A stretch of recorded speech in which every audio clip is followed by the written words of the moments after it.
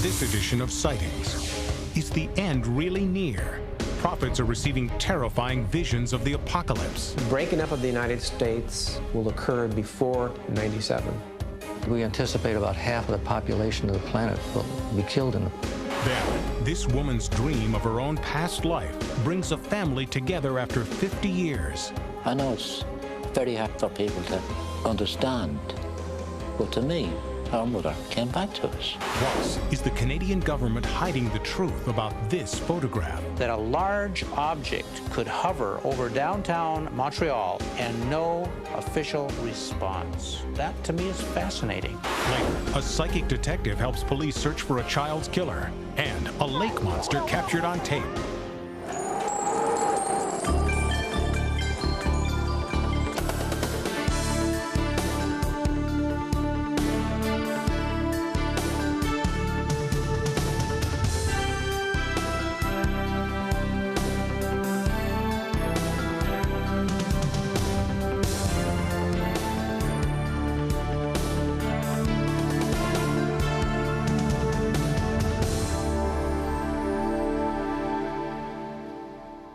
Welcome to Sightings. I'm Tim White.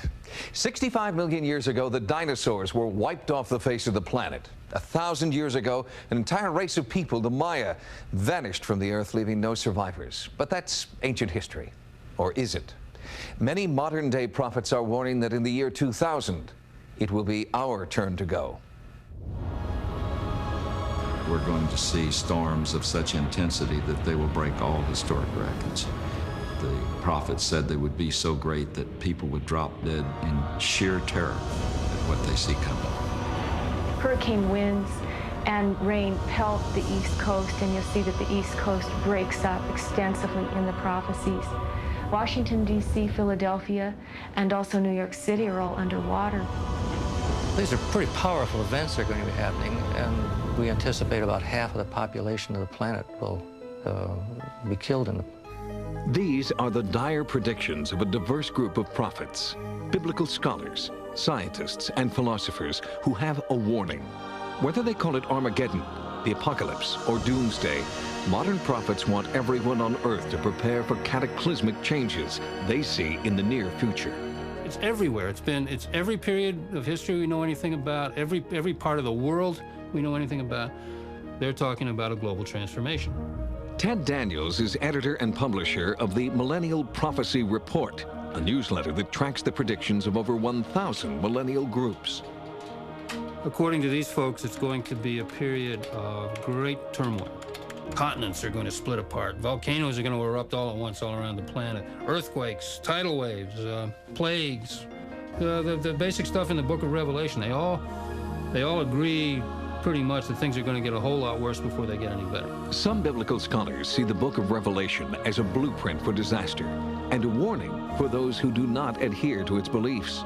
There will continue to be a great increase in volcanic and earthquake activity. I believe that we will see major plagues breaking out in the world, as well as famines increase. These are things that are not pleasant to think about, but the Bible predicted this is what's going to happen.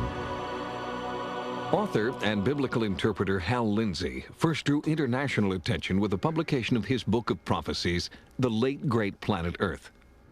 And I think what the late great planet Earth did was make the non-religious person become aware that there was a definite pattern or scenario of predicted events. Lindsey believes that the detonation of the first atomic bomb signaled the beginning of the end, as predicted in the book of Revelation. A real Armageddon could now be unleashed at the push of a button, and he believes that the button is in very shaky hands. The prophets have indicated that we're going to see a thermonuclear war in the Middle East that will drag the whole world into it. This was predicted, that this, as a matter of fact, the Bible says the last war of the world will start because of a dispute over Jerusalem, who owns it. The Bible isn't the only source of apocalyptic prophecies.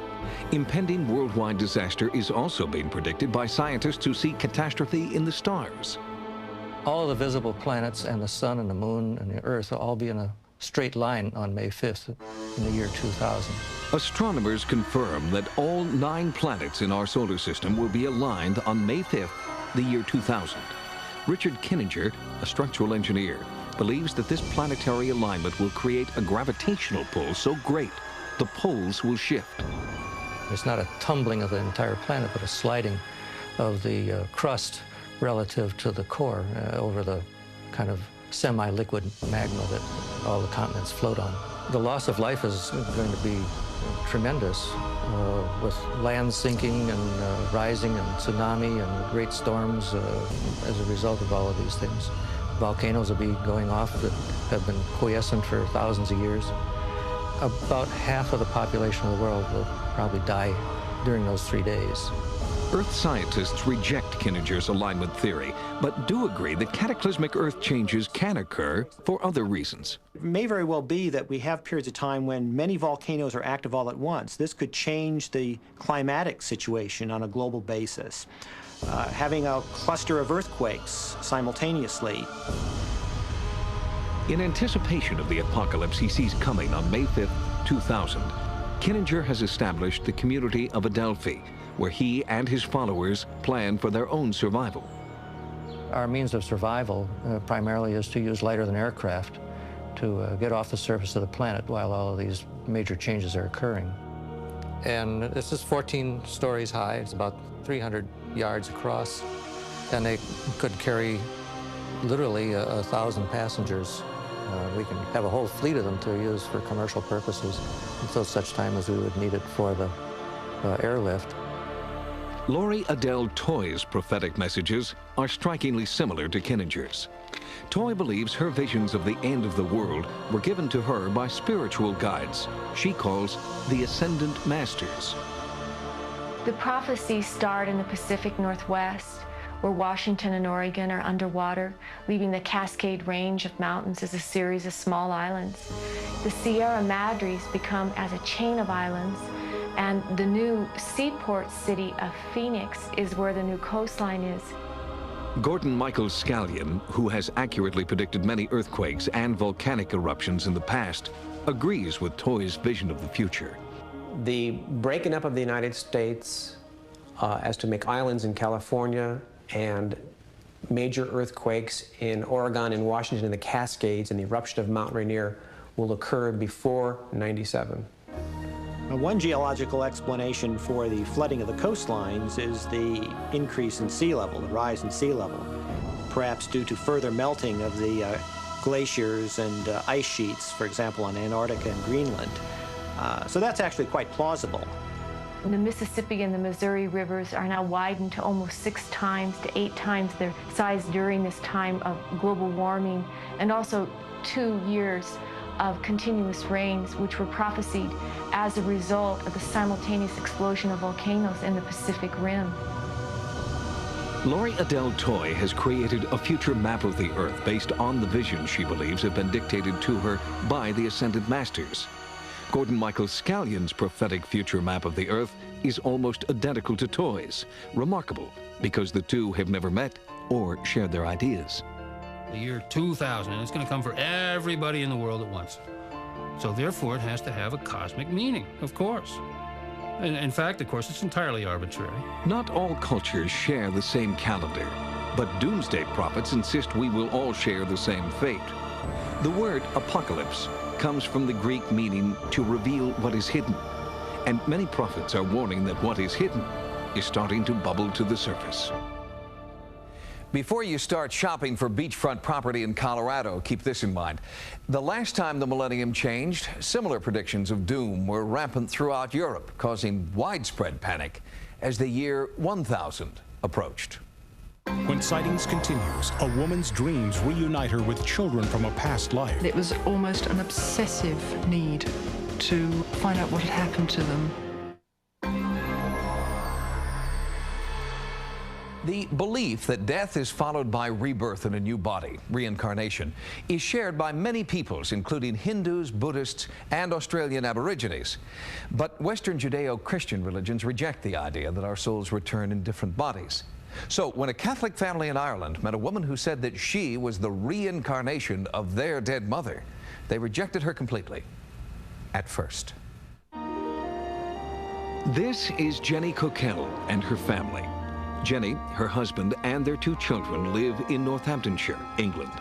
But when she was a child, Jenny was haunted by vivid, recurring dreams in which she was the mother of a different family in a different town, living in a cottage she dreamt about and drew pictures of in minute detail. It was the first cottage on the left, along a little lane. There was only one door. There were only a couple of windows. If you entered the cottage, you had to actually shut the door behind you before you could turn left or right, because it was there was a fairly tight space there. There was a bit of a wooden partition immediately in front. To the right, you entered the bedroom. To the left, you entered the living room. There was a large fireplace that dominated the kitchen living area. There were also recurring dreams about a jetty, a church, children, 8 in all, who called her Mama, and a husband who called her Mary. It all seemed too real to be just a dream. If you dream of yourself in another time in a different body, that may be not a Freudian distortion or a symbol, but an actual past life memory fragment emerging. I've had people know their way around cities in Europe and they had never been there before. They knew the streets, where the old church was, this kind of thing. These are spontaneous memories of past lifetimes. In Jenny's case, her spontaneous memories were so detailed, she could actually draw road maps of the town in her dreams. I remember drawing the maps throughout childhood. I used to refine them and draw them better, and I didn't want to forget because I was determined to be able to go there one day. When I was given a school atlas, and I thought, if I look at this, I've got to know where it is. I mean, all the other stuff was fairly instinctive. And I spent some time just looking at it and thinking, and the whole time I was drawn back to the same place. Again and again, I was just drawn back to one area. That area was Malahide, Ireland, 300 miles away from her home in England. It was here that Jenny felt she had lived before, as Mary, a mother of 8. After years of wandering, Jenny finally visited Malahide and discovered that her childhood maps were strikingly similar to real maps of the town. Would she also find the cottage, jetty, and church that had haunted her dreams? Although I had gone to Malahide expecting to find things that I had remembered, the accuracy quite shook me. I started out looking for the jetty. There was a tremendous sense of having been there before, of remembering it, but it wasn't really enough. So I then walked up to Church Street, and I stopped in my tracks. I had not really taken in how detailed the drawing I had made of this church had been. I did feel elated. I knew that I'd got the right place. I knew that this was the village. But when Jenny followed her dream maps to the place where she believed the cottage would be, there was nothing there but an overgrown field. At first, she was disappointed. A crucial piece of the puzzle didn't fit. But looking beyond the gate, she saw broken wood beams and a bit of stone and mortar. It seemed somehow familiar. Jenny pushed her way through the tall grass and tangled vines until she saw this. Immediately, she felt as if she were in a waking dream in which she was Mary, a mother of 8, and she was home. The first thing I wanted to do was just burst into tears. I mean, it was the first real, tangible proof of something that had existed in the past that I had remembered. It was the first thing I could touch. But as Jenny explored the remnants of what she now believed was a past life, she had a vision of her own past death in childbirth. A sense of disorientation, the sort of thing you get with a high fever. Difficulty breathing, great difficulty breathing. There was considerable pain to start off with. At the point of death, that seemed to vanish altogether. What I do remember, and have always remembered, is actually the point of leaving the body. The sensation that was left at that time was just of what was going to happen to the children. Jenny wondered, if she was able to find her town, her church, and her home, could she also find her children? Was anyone alive who could remember that family who once lived in the cottage and confirm the reality of her past life dreaming? I had a sense of responsibility for the children, and it was almost an obsessive need to find out what had happened to them, find out where they were, how they were. When we return, Jenny Coquelle searches for proof that she's lived before and finds an aging family that believes Jenny is the reincarnation of their long-dead mother. Coming up next. I realize it's going to be a strange story to approach them with. Is it proof of reincarnation or a miracle? To me, our mother came back to us. In childhood, Jenny Coquelle had visions of a past life in which she was a mother who died young, leaving 8 children behind. As an adult, Jenny came to believe those visions after a profound déjà vu experience in a small Irish town. Well, now Jenny searches for the children who would now be in their 70s and 80s that she believes she left behind. In the 1930s, a young mother named Mary lived and died here in Malahide, Ireland. Jenny Coquelle believes she is the reincarnation of Mary. In one of many recurring dreams, she recalls a moment from her past life. It must have been about November. It was that sort of time of year where you get a heavy dew and it's quite cool first thing in the morning. Because the children came running in very early in the morning. We've got something. Come on, all come and have a look. Everybody came out of the cottage to have a look and see what they'd caught in their snare. And the children all stood around in a circle. And I remember having to look through the middle of this little circle of heads. Based on the period clothing and household items in her dreams, Jenny believed that Mary lived around the turn of the century. If that was true, at least some of Mary's children might still be alive. Jenny felt she had to try to find them. I think I just needed to know they were okay. I realized it was going to be a problem because I realized it was going to be a strange story to approach them with. But how could Jenny find those children? The cottage was gone. Neighboring cottages had been torn down to make way for new homes. Jenny walked the old country lanes, took out ads, wrote letters. It seemed like a futile search until she found a link. I was able to find somebody who lived in the area, had lived in the area for a long time, and was able to remember the family, had actually been to school with the children. That person was the son of the man who had built the cottage. He told Jenny the mother's name was Mary Sutton. Armed with the last name, Jenny was able to track down Mary's marriage license from 1917, her death certificate dated 1932, and then, through the help of a priest, Jenny obtained baptism records for 6 of the 8 Sutton children.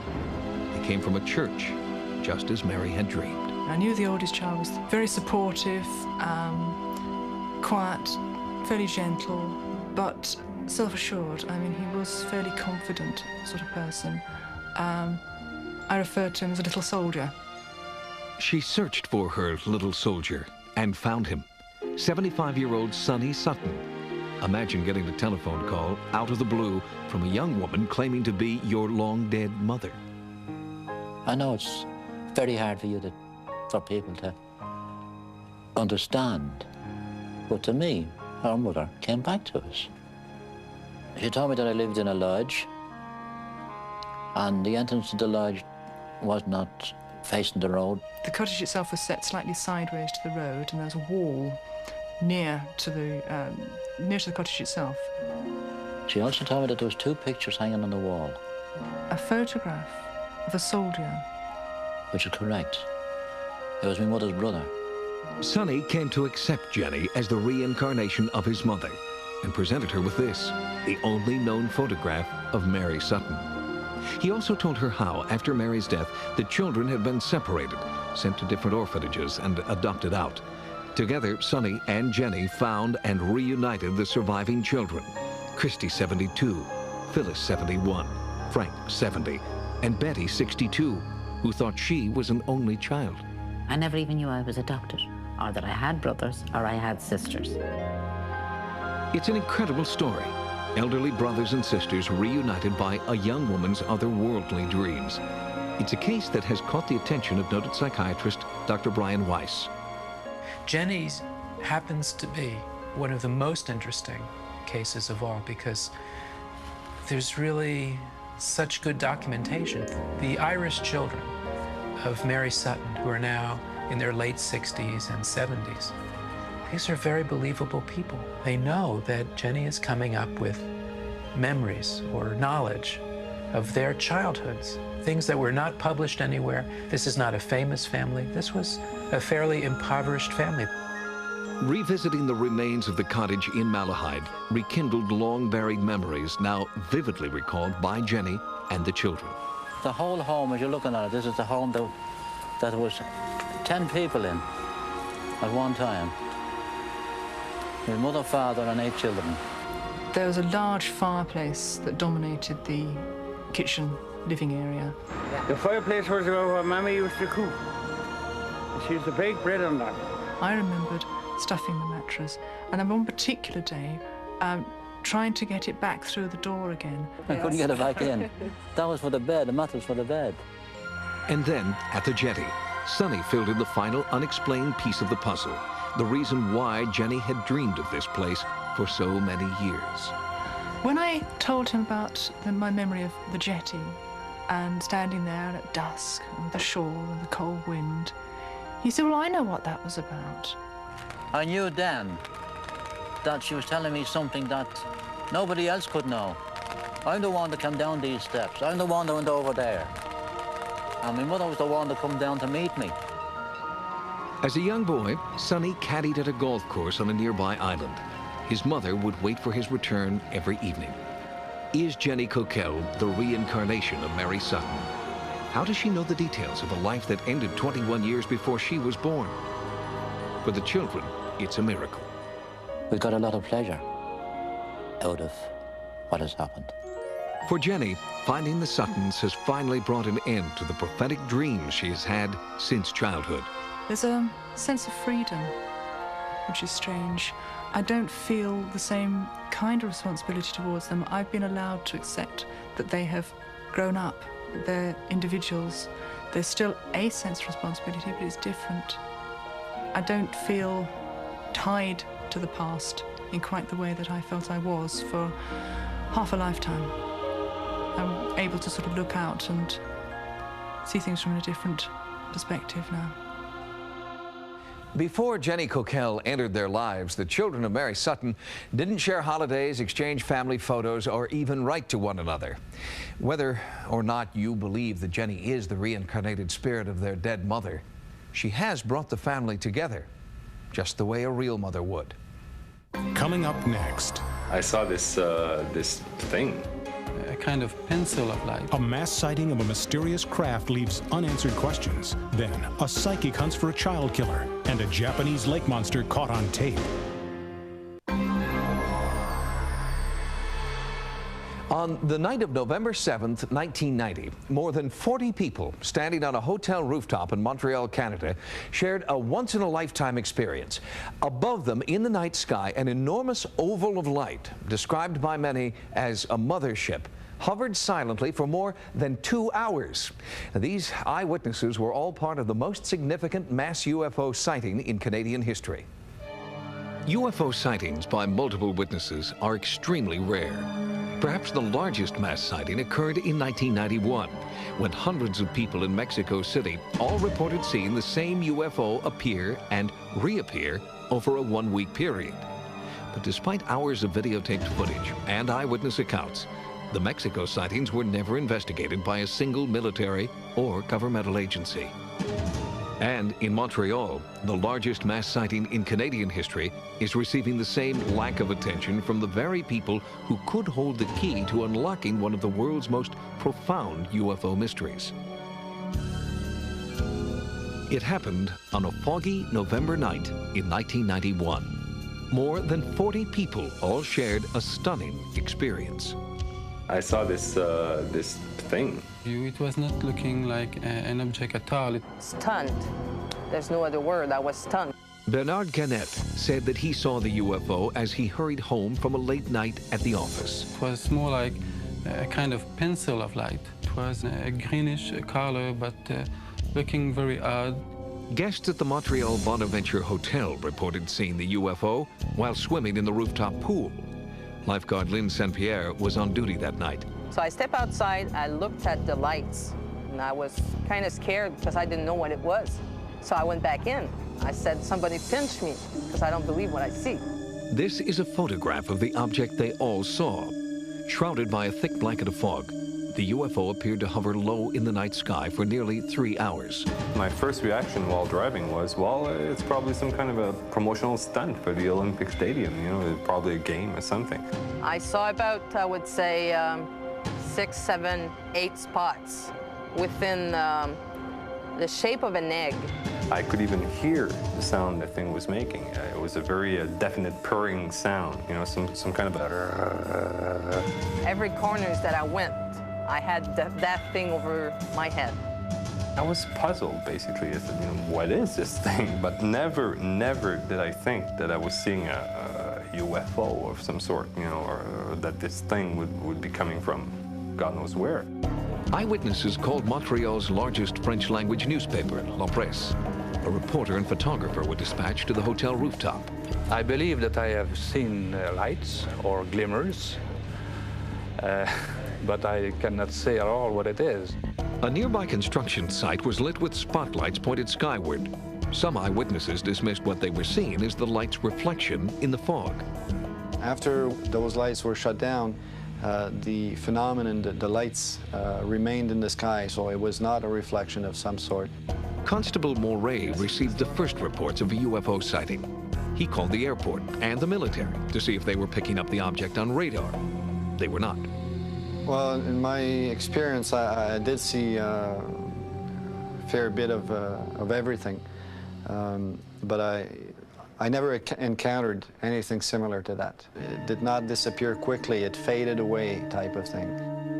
The next morning, a cursory account of the UFO sighting, written by Jules Bellevaux, was published in La Presse, accompanied by one of the pictures taken by photographer Marcel Laroche from the hotel rooftop. Bernard Guénette read that article and realized that what he had seen the night before needed further investigation. The police were unresponsive, so Guénette contacted aerial anomalies expert Dr. Richard Haynes. One of the things that's important about this sighting is the number of highly credible eyewitnesses that later drew pictures of what they saw. They all pretty much saw the same thing. Well, why is that significant? Because it says it is not hallucination. Dr. Haynes examined the color negatives of the UFO photographs. He also analyzed digital enhancements of the images, which yielded controversial results. We are talking here about an object. It was not a light reflection, let's say from a man-made lights on the ground. During their investigation, Guénette and Haynes also discovered that a military base a few miles from the hotel had experienced an unexplained power failure on the night of the UFO sightings. The base experienced a 12,000-volt lead failure for a period of time. I find that very interesting. A computer mock-up of the UFO was created based on measurements done on site. It was determined that the UFO could have been over 6,000 feet wide. The calculations and an exhaustive research report went to more than 50 organizations. Not one responded. That's significant. That a large object could hover over downtown Montreal, a major metropolitan area of North America, and be seen by so many people, pictures drawn of it, photographs taken of it, and no official response. That, to me, is fascinating. It was something quite extraordinary. They had the feeling that it was not from here, that it was different. Based on my experience as a police officer, I really can't say what the origin of these lights was. I'll remember it for the rest of my life, that's for sure. But since I made a lot of interviews, everybody's asking me questions and recognizing me in the street. They won't stop me, but they look at me like I'm a UFO. It changed my life in that kind of way. I know that I've seen something, I've heard the thing, and no way someone's going to convince me that I've seen some kind of a tricky lighting pattern. I mean, there was an object up there. It corresponds to the descriptions that were taken from the other people on site, and I'll never forget it, essentially. Although the lights hovered over Montreal for nearly 3 hours and between 40 and 75 eyewitnesses were present, no official government or military unit was dispatched to investigate. One wonders what it would take for authorities to feel a sighting is worthy of investigation. Next on Sightings, police and a psychic detective try to find a child's killer. I've never had a case that affected me in this manner. In St. Louis, she was just Baby Jane, a faceless, nameless 9-year-old murder victim who lay in the county morgue for months, unclaimed and unloved. She was buried in a pauper's grave. That was 11 years ago, and police still don't know who she was or who killed her. To keep the case alive, Sightings offered the services of psychic Noreen Renair. In the best of all possible worlds, children are a cherished blessing, a living miracle. They are meant to be loved and nurtured when they are young, set free when they're ready. But this is not the best of all possible worlds, and not all children are treated as a precious gift. In 1983, the decapitated body of a 9-year-old girl was found in the basement of an abandoned building in St. Louis. The building is gone now, its neighbor condemned and forgotten. But St. Louis Police Sergeant Joe Burgoon will never forget what he found here 11 years ago. Where I'm standing at would be approximately where our victim was found. About 3 o'clock in the afternoon, 2 gentlemen went down in the basement. It was completely dark down there. And one of them had a cigarette lighter, and he flicked the lighter on, and he observed what appeared to be a body on the floor. He then immediately turned and ran out and called the police. We responded to that location, and in the basement, there was the decapitated body of a young black female. And I was devastated when I saw the body. No police officer wants to see a child brutally murdered in that fashion. After years on the beat, police officers develop a hard shell. They have to. But this was one case that hit Detective Atkins in the gut. I still get chill bumps when I think about this case. Many nights I've awakened in the sweat, the cold sweat. No parent reported a missing child. No school reported a missing student. When the child was finally laid to rest, there was no funeral. She was just a number on a marker, until area school children raised the money to purchase a tombstone, so we wouldn't forget. It just doesn't make any sense why you would have to do that to a little girl. When word of the case reached the Sightings offices, we immediately called psychic Noreen Renair. Having produced hundreds of clues that have helped solve dozens of police cases, Noreen wanted to help. Using a process called psychometry, she is able to psychically experience the crime herself. I get pictures. They're very disjointed pictures, images, sort of like a foggy dream, fading. We arranged for a phone meeting between Detectives Burgoon and Atkins in St. Louis and Noreen in Orlando, Florida. Assisted by hypnotist Walt Steve, Noreen tries to put herself into the crime scene. She touches the rope found on the dead child and slowly begins to speak as if she were the young victim. He's holding my hand. I feel like he's holding my left hand. As Noreen moves deeper into her trance, she begins to experience what she believes is the physical and emotional pain of the child. Okay, I need you to forget the pain, Noreen. Go beyond the pain. My chest is hurting me. It's not being strangled. Noreen had no prior knowledge of the case. She was told only that the victim was a young female, found decapitated. Any other body damage that would indicate some other cause of death other than decapitation? First. She was manually strangled. And then after death, she was decapitated. That's what the medical examiner tells us. Her accuracy was compelling to the detectives who had been openly skeptical before the session. I'll accept the help of a psychic, although I'm not optimistic. The semen was, I don't know if there's types of semen, or it tells, if semen could tell blood type. Can we get any verification on what I've said so far? There was semen found. The detectives had many unanswered questions. They hoped Noreen could answer. Where was she killed? Where the river and the border is. The river goes up and down. Do you see the bridge crossing this river? I do. I see the bridge. There's a very strong B in the name. Would the name Brooklyn mean anything to you? Yes. Belleville?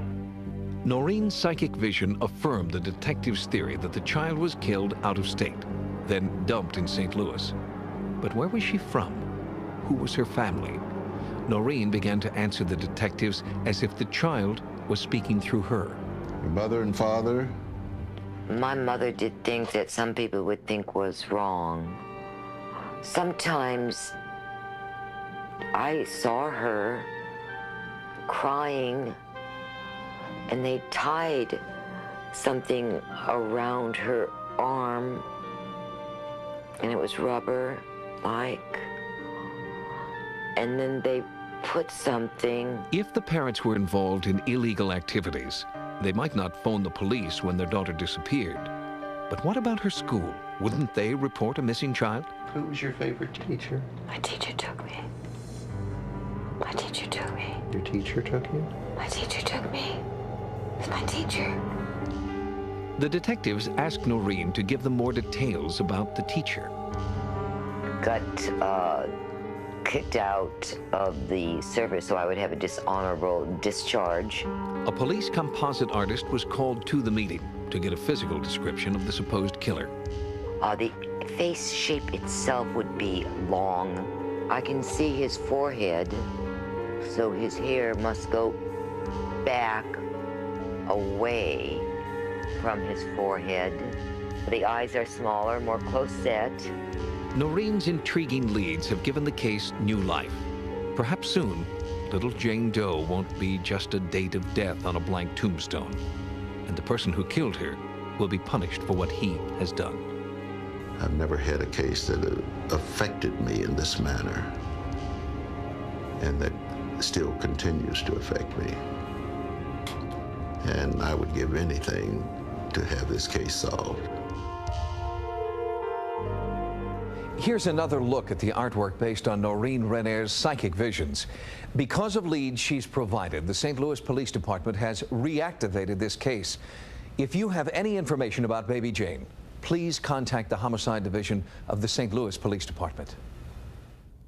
When Sightings returns, a legendary lake monster known as Ishi is captured on tape. Two bumps were moving at the same time together. For the past 30 years, at least one Japanese import has been unaffected by trade and tariff disputes. Japanese monster movies. Well, now the country that brought us Mothra and Rodan and Godzilla has a new monster named Ishi. But this monster isn't created from latex and paint. The Japanese believe that he is a real-life lake monster who's made his film debut in a startling home video shot earlier this year.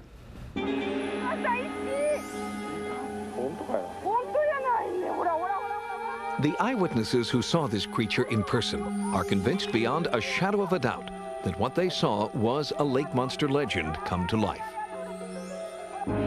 They are thought to be living fossils, prehistoric creatures that have defied extinction. They plumb the depths of freshwater lakes around the world. The most famous are the Loch Ness Monster in Scotland, Champ in Lake Champlain, New York, and Ogopogo in Lake Okanagan, British Columbia. Located over 1,000 miles from Tokyo on the southern Japanese island of Kyushu, Lake Akita is formed by an extinct volcano and is nearly 1,000 feet deep. While many sightings of the creature dubbed Ishi have been carefully documented over the last 16 years, the man who's credited with Ishi's initial discovery on September 3rd, 1978, is Hiroto Kawaji.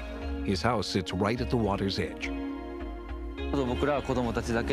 I was 10 years old at the time, and about 20 of my classmates had come over to my house after school. Around 6 o'clock, there in the water, I noticed something rise up about 200 meters from shore. Many of my friends were playing ball, and I yelled out to them, "Look, there in the water." My parents and grandparents also came out and saw the creature. It stayed there for about 3 to 5 minutes, then swam away at a very high speed. My grandparents were not surprised, as they have heard stories of such a creature in the lake. So nothing much was done after that day, but after about 6 months, word had spread to local newspapers about what we saw. And then they came. Newspaper photographers, writers, and many TV reporters. Those newspaper reports kicked off a media frenzy and merchandising bonanza that continues to gain momentum year after year. Tour buses bring visitors by the thousands to Akita Paradise, a theme park overlooking the lake. There's no frightening aspect to the legend of this monster. Ishi is embraced with fanciful curiosity, and there's Ishi merchandise in every size and shape. The employees who work here have become rather casual about the monster, not because of the variety of souvenirs, but because they claim to see the real thing so often. I've seen Ishi many times, and it's most noticeable out there on calm days when no wind disturbs the water. First, you see waves forming. Then the black lumps can be seen above the water as it swims away at high speed. What is this creature? Here, it surfaces momentarily, only to submerge and then resurface again and again before disappearing entirely. Many photographs have been taken over the years by different eyewitnesses. They all bear Ishi's calling card, an enigmatic disturbance on the surface of the lake. Some believe Ishi is a giant eel, like this one, kept on display at one lakeside tourist attraction.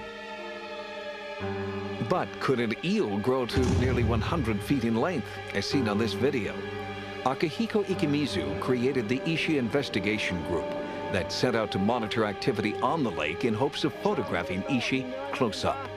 I saw Ishi from the long distance, but I don't really think that was big eel because I saw tail. Then I saw two bumps also. Two bumps were moving at the same time together. Tsuyoshi Matsuyama claims to have had the largest number of Ishi sightings. It is right here at this spot where I first saw Ishi. I was a ferry boat driver at the time, and one of my passengers said, "What is that there in the water?" I came out and saw the head of a large creature above the water and quickly turned the boat in that direction. Even though I gave my boat its full power, the beast swam very fast and very quickly, then dove under the water to get away.